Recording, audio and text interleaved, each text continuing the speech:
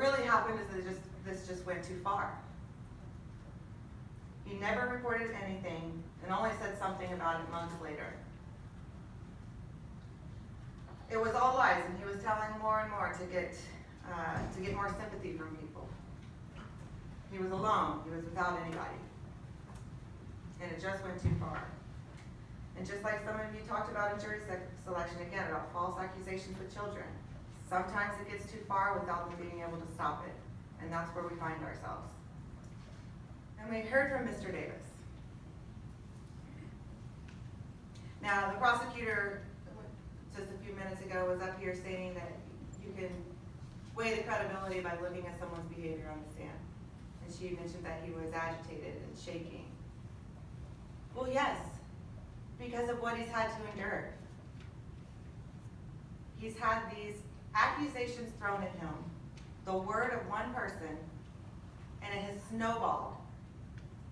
And he has not had an opportunity until yesterday to say his side of the story. His life is on the line.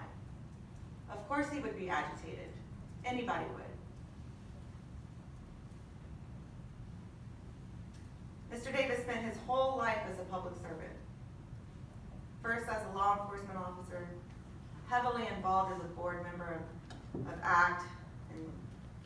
We have an individual who used his position of authority, his access to young children through being a substitute teacher, to exploit this child.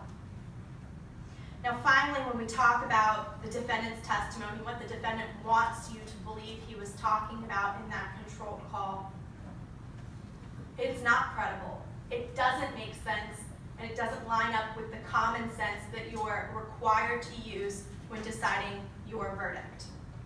What doesn't make sense is this man who has all of the background that he has consistently talks about how much trouble that he would be in. Because he knows what he would be in trouble for. He knows he would be in trouble for committing sexual battery, for performing oral sex on this victim. He also knows he wouldn't be in trouble for just words. He wouldn't be in this much trouble for what he wants to try and explain to you that I just told him how to masturbate.